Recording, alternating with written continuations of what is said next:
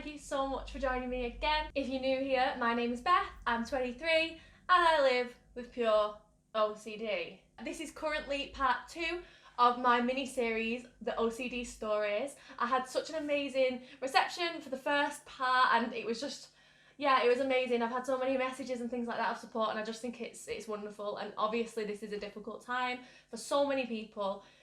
So it's nice to just kind of get your story out there and kind of have that chat with you guys. So I'm really happy that you've joined me again for the second time, and like I said, if this is your first time, then part 1 is in the description down below, and that is an introduction to my OCD journey as a 21-year-old lady. Lady? When have I ever said lady? Ooh la la! Okay, so before I actually start this part of my journey and my story, I just want to put it out there as a disclaimer.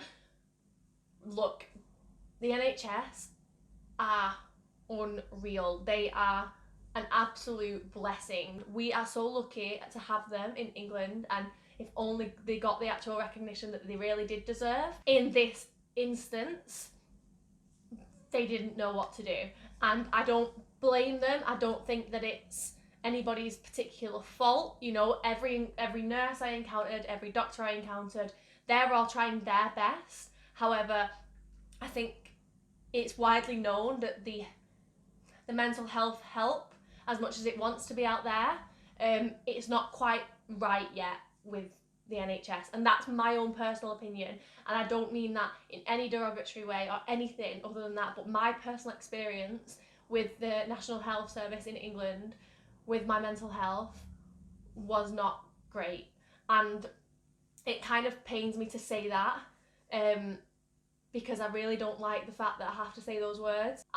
I feel that this needs to be shared with you guys so that you know that you're not the only ones. If you've had a bad experience with a doctor or a nurse or a mental health professional, if you have had a bad experience with them, it's not the end of the road. So please, please, please don't take this video the wrong way, because it really isn't meant to be. It's simply, all it is simply a part of my story, and if I didn't say this part of my story, then it would, you know, it would kind of be a little bit disjointed. And I feel like I need to be open and honest with you guys watching the video, but this is my personal experience with the NHS and my mental health. So part 1, I actually spoke about the relapse, and I think we kind of left off at me being at my mum's. Now, part 1 was really emotional to film. There was quite a lot I cut out of it because I just didn't want to be like bibbing on the screen. But that was where we left off with part 1. So part 2 is basically going to be a little bit about how I reached out and ended up getting help, and my experiences with, you know, different kind of mental health areas. Now, the first instance I had was I went to the doctors the day that I had, you know, the day that I went to my mum's cafe. That day, my mum called up the doctors and she made an emergency appointment for me, and they got me in straight away. So they got me in and I saw a doctor, a lady doctor, and at this point I'd only ever told my mother about the intrusive thoughts and nobody else. So it was still, you know, when you're suffering with OCD, you really do believe that if you were to tell somebody, you know, you're going to end up going to prison, you're going to end up locked up, you're going to end up in a mental home, you're going to end up, you know, there's all these different scenarios for if you do actually tell somebody your intrusive thoughts or what's going through your mind on your trigger currently. So it was really hard for me to kind of fully open up. We got into the doctors and, you know, hello, hi, how are you? All that kind of stuff. And it wasn't my usual doctor. Like I said, it was a lady doctor this time. And she said, how can I help?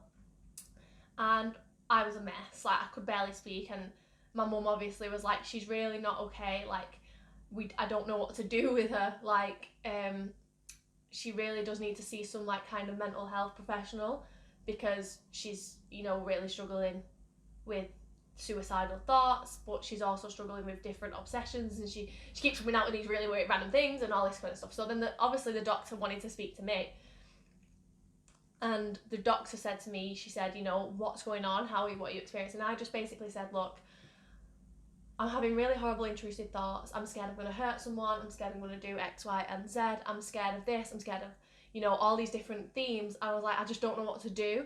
But I was still being very vague about the content. I basically was just saying I'm having really bad intrusive thoughts. And her response was kind of almost everything that you always fear. It was, well, do you think you're going to cause harm to somebody? And I said, no, like, no, never, ever, ever. I would never, you know, and I started to panic and I started getting worked up, and she was like, I don't understand and I don't think I can deal with this. So I'm going to send you to the RAID team. So the RAID team are the Rapid Assessment Interface and Discharge team, and they are responsible for looking after people with mental health and what they're going to do and other things. Obviously, if you want to have a look into that, then that's fine. But yeah, the RAID team is who she referred me to. So that was at my local hospital. So she believed that I needed to be seen by the hospital and the RAID team. So this was around like 6 o'clock at night, and she basically said that she didn't know how to deal with me and that I needed to be seen by the RAID team. So I was like, you know what, I'm gonna, in my head, I don't really know. At this point, I was just totally numb, so I didn't even care at this point. I was just like, I don't know what to do. All I know is that my mind's been taken over by something that's not me. And so we ended up going to A&E, and we got in A&E and we had to wait as usual. It just like any normal trip to A&E. There was no different treatment or anything like that. We just got to A&E, and I remember being sat in A&E, and like every single sound was like 10 times magnified. And if I can I can literally put myself in that situation again, because the memories are so vivid. And I remember being sat on like one of the chairs in A&E, and my poor mum was next to me, and she was like, "You okay? Do you want any food?" And I was like, "No, by no means am I eating. Like, I can't eat, I can't sleep, I can't do anything." At this point, I was literally just shaking. So like, you know, like when your knees are shaking, I was just like this, like literally shaking in the corner. I was like, "What are they gonna do? What are they gonna do? What are they gonna do?" And I didn't see any RAID team. I didn't see any specialists or anything like that, even though that's what she said, that she was going to contact the RAID team. No, we didn't end up seeing the RAID team. I think I was sat there for around 2 hours, and I was having multiple panic attacks. I think this was like my worst day, and I was constantly having a panic attack. And then, like with OCD, I'd go to the bathroom, and I'd go in the bathroom and be like, okay, I need to calm down, because I was pacing, and I was like, I need to calm down, and then I'd be in the bathroom, and I'd be like, okay, what am I even doing here? Oh my god, what am I even doing here? And then like the reality would kick in of what I was doing, and like I'd be like, why am I here? Like my logical side would take over, and I'd be like, this is so silly, why am I here? This is ridiculous. And I'd be like, oh, this is okay, I'm calm, this is fine, I'll just go and see the doctor and I'll be fine. So that logical side was still trying to take over, and it was still fighting with the illogical side, even in the hospital. So I went back out to my mum, and you know, by now we'd been here a couple of hours, and we got called in. This time it was a male doctor, and we went in, and I couldn't really speak for myself. I was so drained, and you know, like when you go to the doctor and you're like, "Mum, take it away." Like it was one of those situations. So I got in the room, and he was like completely abrupt. Just, how can I help? You know. So my mum was like, and he was just like, how can I help? My mum said that I'm having like a ridiculous amount of panic attacks, and at this point my mum had kind of made the decision that at this point I didn't need the therapy. I needed like immediate help. She determined that I needed immediate help because it had come across like that severe. So she was like, look, she's having panic attacks constantly. We've just spoken to the lady at the doctor's, and she didn't know what to do. So we've been sat here for a couple of hours. She just needs something to calm her down, because at this point I was on no medication whatsoever. And she was like, she just needs something to calm her down. She's not slept, she's not eaten. You know, she needs something that's going to calm her down and just kind of like take the edge off these attacks that she's having. My mum's got so much experience dealing with mental health. We've had a long line of family members who've had mental health problems, so it was something that she kind of knew how to deal with. And the doctor just basically said, well, she's not having a panic attack right now, so what do you want me to do? And I was like, huh? So I literally, like, I did start crying, and I was like, please, can you just help me? Like, I just need help. And I was literally begging this this doctor for help, and he was like, I don't know why you're here. And I know not everyone experiences this kind of stuff, but this was my experience. And my mum said, like, I don't know what you mean, like, we've been sent here by the doctor. And he was basically arguing with my mum, and he was like, but why would your doctor send her here? She doesn't need to be here. So my mum was like, I don't know why the doctor sent her here. She said that she needed to be seen by the raid team, and so on and so forth. And this went back and forth, and in the end I was just like, I don't know what to do. And I ended up having a panic attack. Anyway, and then because he said that he'd witnessed a panic attack, he could then offer me something. Which just sounded silly, because obviously panic attacks, they're not on demand, you know, like when you go to the doctor with like a symptom, it doesn't have to be present at that moment. You're describing your symptoms, like, so it was a really messy night, and at this point there was no like anger or anything towards any staff or any doctors, and everyone was just trying the best, you know. But that was the day one of having the bad experience. Ultimately, I got, at that A&E appointment, I got given diazepam. Now, diazepam is used for anxiety, it's used for alcohol withdrawal symptoms, and it's also used for muscle spasms. So, you know, I had heard of it in the past, and I just was like, okay, like, if you think that I need diazepam to calm me down, then that's fine. Obviously, we'd had the discussion with him around the fact that I was having these intrusive thoughts, and that's why I was borderline delusional thinking. And he was just like, yeah, just take this diazepam and you'll sleep. So I was like, you know what, just give it me at this point. I was like, that's fine.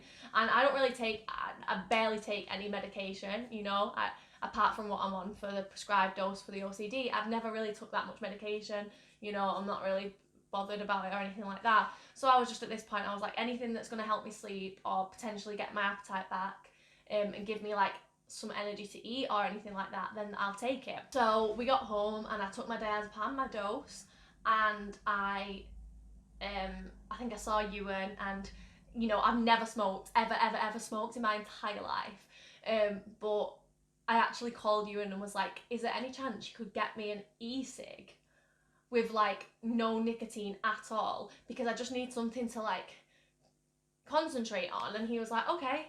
So, like, if that's what you want, I'm never. So he went and got me the e-cig, and he got me like this Vimto flavour. And to this day, like, if I ever like smell that Vimto flavour, it like takes me right back to this moment. And I had my e-cig, and I, you know, was relaxing. I was on the sofa, took my diazepam, and it did take the edge off. You know, I started to feel a little bit crazy, you know, a little bit weird, but I literally fell straight to sleep, and I felt flat out, like I was out like a light. And I slept and slept and slept, and my mum slept in the same room as me because I couldn't be on my own. This was the first night I'd moved in, and I woke up in the morning, and this is funny, like, I'll always tell this story because it's absolutely hilarious to me. I woke up and I hallucinated, and I've never ever hallucinated before, ever in my entire life. I hallucinated on this diazepam. So I had the e-cig like next to my bed, which I know, like, it was like on my pillow, which I know you shouldn't do because it can set on fire and all this stuff. It wasn't on charge, so it's fine. And I had it like next to me on the pillow, and I woke up and my mum was still asleep, and I woke up and I remember it happening. I woke up and I picked up the e-cig and I sat up, and I was just staring like at the e-cig, like I was holding it and I was just staring like at it, like completely staring at it. And my mum was like, Beth, are you okay? And I was like, and this was exactly what I did right now. I went, I've cracked it. I've cracked it. My mum was like, you've cracked what? What's up? And I was like, I've cracked it. The real me that's not having intrusive thoughts, she's inside the e-cig. I can see it, look, she's in the glass. And I could fucking see myself inside the glass. My head was mashed potatoed at this point. I could see myself inside the e-cig, and I was like, I've cracked it, all I need to do is get me out of there and I'll be fine. Like, what is that? Like, what is that?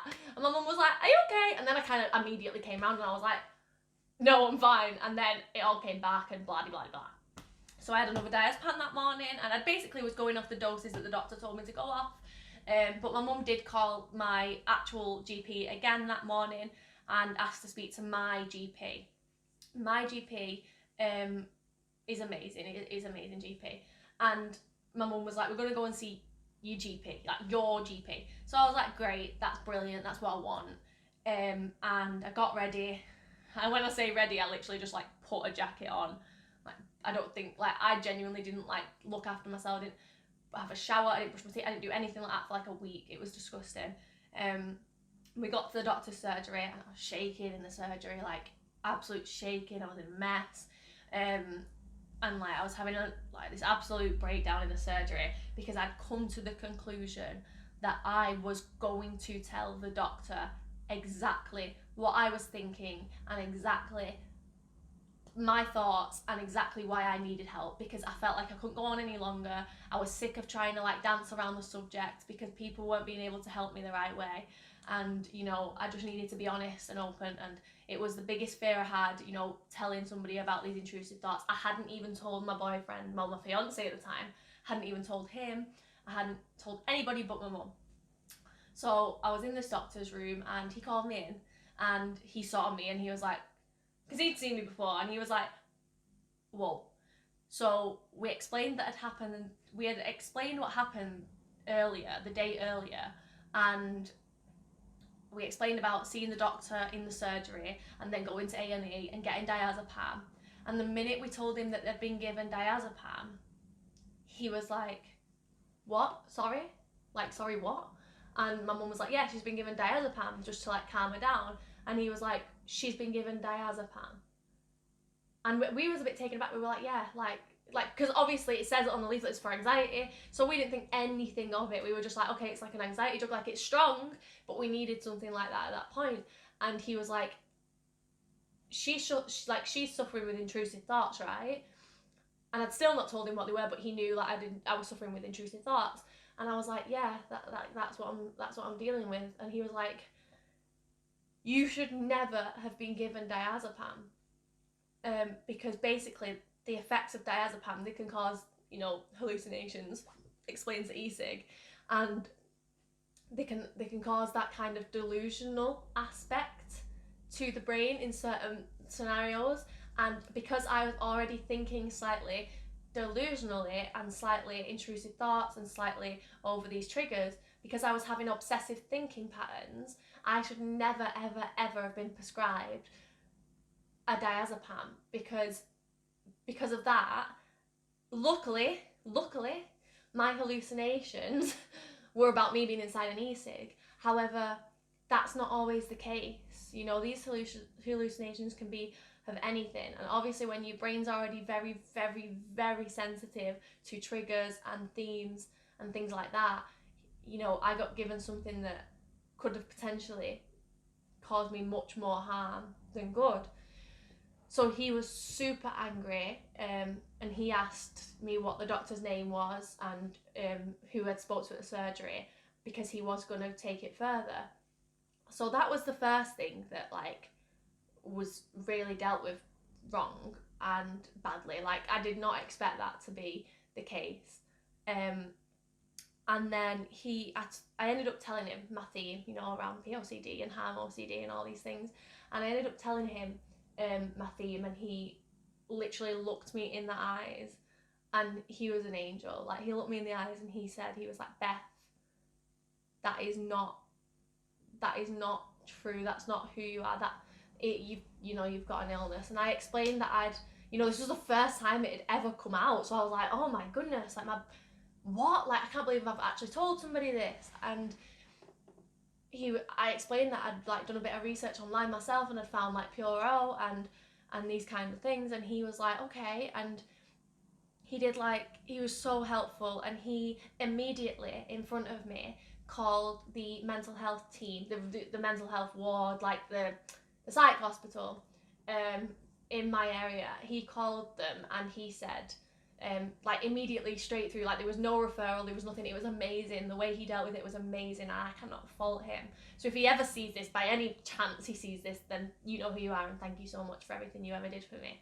And he called the mental health team, and he said that, you know, I've got a girl here, she's experiencing these intrusive thoughts, she needs to be seen right away. So they were like, I heard them say like, is she a harm to anyone? And he was like, she's not a harm to anybody. She's not going to do anything. She's just needs some help, and she's not a danger to herself or anybody around her. Obviously, at that point, like, that was like, I know you shouldn't have reassurance, but to hear that from a medical professional after, you know, almost 10 years at this point of believing you were a danger, to hear it from like a medical professional, the second person you'd ever told, that wasn't your mum or a family member, to hear it from them like that I wasn't a danger to myself or anybody else, after actually telling them how I thought, my biggest fear, after actually telling them, for him to say that was just like the biggest relief off my shoulders. And I ended up going to see the mental health nurse at the, you know, mental health hospital near me. And this is where it gets probably the worst experience I had. Like, this video is going on so much longer than I expected it to, but I can't cut it any shorter. Like, this is what happened. So I ended up going to see this mental health nurse, and I had to have an evaluation. So I had to have a mental health evaluation, which was so scary because, like, I'd gone from being like this like 21-year-old girl who'd had like the best few years of her life. She'd met the most amazing boy, she had a flat, she had a cat, she had an amazing job, she had amazing friends. You know, I'd been doing all my pageants and things, and I'd gone from being this girl who like felt like she had the whole world to being this like nobody, like to feeling like an absolute like demon. Like, I don't know how else to explain it. I'm being evaluated by a psych ward, like. So, you know, I ended up going for this evaluation. I went for, like, it was basically like an interview. Like, it was an interview on your mental health and whether, you know, I was ill, like mentally ill enough to be admitted to the hospital. And at this point, I didn't even care if I needed to go to the hospital. Whatever I needed to make me like feel any better, I didn't even care. So I got to the interview, and we got took into this room that had like a window, but the window wasn't to the outside. It was just to like another room, and you could see through it. It wasn't like one of those secret windows or anything. And it was like really like not inviting at all. Like, it was like literally like it was like a prison, like, but it wasn't even like, it was so weird. It was like this like yellow room, but like with like a window and then like a door and then these two chairs and like a plastic chair. That was it. There was nothing else. So we just sat in, and I sat down, and my mum was with me, and this girl asked me like loads of different questions. She asked me like why I was there, what the problem was, and she asked me all the typical questions like, are you hallucinating? Do you like know you are? How often are you being like hygienic? Are you following your usual hygiene patterns? At this point I was like, no. And she didn't seem to be taking anything very seriously. And I say that with like a pinch of salt, because, you know, I can't make those judgments, but I didn't feel comfortable at all, and I really started to go into my shell. And at this point I hadn't fully come out about my intrusive thoughts like I had to my doctor, and obviously he'd told her a few things, but I'd not fully come out with them. But the way that she was addressing the situation kind of made me go in my shell. But I thought, you know, I can't go in my shell right now. Like, if I want help, then I need to be honest. So when it came to discussing the intrusive thoughts, I explained that like sometimes I had like different thoughts around like harm and taboo subjects and sexually intrusive thoughts, and basically everything you could throw at me, you know, intrusive thought wise. And like her response, like she looked at me like really blankly, and she was like, so like if you have thoughts like Michael Jackson does? That's what she said. Like, I was gobsmacked. Like, I was literally gobsmacked. I was like, no, like, no. What does that, like, I was like, what does that even mean? And she was like, I don't know, like, she was like the same age as me, and she was like, I don't know, like, but do you have like those? And I was like, what I don't know what you mean. So I was like, I started to really panic, and I was like, no, like, I get scared, like anything like that triggers me. I was like, I don't know. And my mum was like, oh, I don't know what to do, and I just really felt like I was out of place. I didn't feel like she was listening to what I was saying, and so I just, again, I was like, you know what, like, maybe she doesn't understand it. And I know that, like, obsessive compulsive disorder, when you say it to people, I know that some people think like cleanliness and like perfectionism and all these kind of things, and I expect that, but I just didn't expect the amount of not intentional but ignorance that was being displayed in front of me by someone who was meant to be helping me. And she said, like, so in the end I was like, I'm just gonna tell her. So I started to tell her like some of the intrusive thoughts I've been having and things like that, and they weren't like the worst. Like, I started to like ease in by like saying like some of the things that I'd worried about, and I was literally speaking at this pace, and she said, she interrupted me and she went, excuse me, like, can you keep your voice down? So can you like keep it down, because I don't want people to hear what you're talking about. And it was just horrible, and I just didn't ever expect that kind of like treatment. So I literally just left. I was like, yeah, like, I think I just like, I'm gonna go. She was like, okay, like, we'll evaluate you and then like we'll get back to you. And I was like, okay, thanks. So I just left, and I ended up going for a CTG where they measured all like my heart and stuff like that, and I had some blood tests, and I had a lovely nurse who took my bloods, who was like talking to me about anxiety and, you know, things like that, and she was so lovely. Like, obviously I just had a mixed bag of people that didn't know how to help and people that did know how to help, and I felt like nobody really knew what to do with me. And obviously at that point I was like, I am a lost cause here. Not even the doctors know how to help me, not even the mental health team know how to help me. So it, you know, it was like a red rag to a bull. Like, I was triggered. I was absolutely triggered. I was like, they don't know how to help. I got a call back from the medical evaluation from the mental health team, and they basically said that I needed to up my dose of citalopram, and that was it. That was all that ever came from it.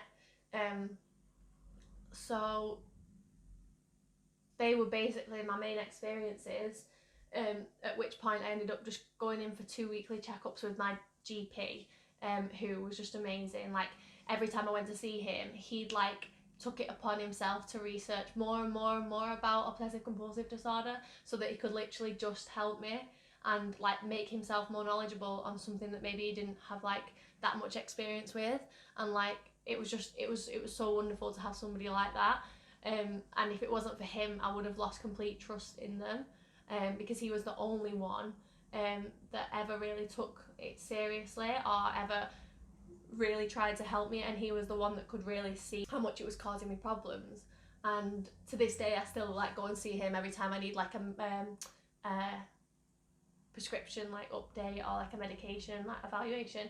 So that was when I ended up basically asking him what we could do, and he said that he could put me on a waiting list for CBT, but at that point the waiting list for CBT was around 30 weeks, and obviously 30 weeks is almost like 3/4 of a year. So at that point I was just like, you know, so it was May 2018, I was looking at getting into CBT in around February the following year, which just was like, it was not feasible. Like, I needed help there and then, and I understood there was going to be a referral, but the 30 weeks was just, it was a lot. So that was when I ended up taking it. Well, as a family then, we made the decision that I was going to go to private therapy, just because we couldn't, you know, along with the medication, I did need therapy. It was too far gone for anything else, and that's when it ended up going to private therapy. and a private CBT clinic, and I wouldn't be who I am today without it. Like, if I had to live with absolutely zero like pounds or zero money, but put it all to it, go without, you know, any treats, go without like going out for food, go without all those like things that aren't very necessary, and had to spend it all on private therapy, then I wouldn't hesitate in a heartbeat, because I wouldn't be able to be as recovered as I am right now. So I think that it's like, it's almost a little bit bittersweet, and I didn't want to like make this video as like something for you guys to be like, oh my god, like I'll never go to them, but like at the end of the day, like I've always said that I'll be transparent with my experiences, and you know, even though I had a couple of bad, you know, experiences, there was a couple of also really good experiences with the NHS too. Like I said, with my doctor and with that nurse that was taking my bloods, like she was amazing and he was amazing. You know, bar a couple of bad experiences here and there, that doesn't necessarily, you know, it doesn't mean that it was, you know, horrifically dealt with or anything like that, but it was just a very difficult time to also not feel like I was getting the right help.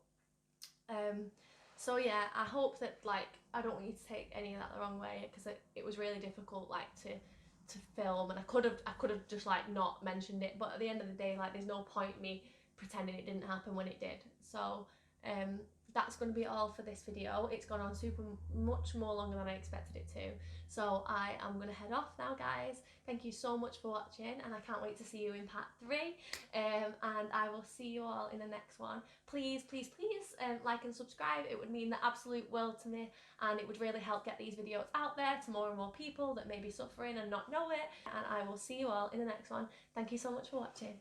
Bye.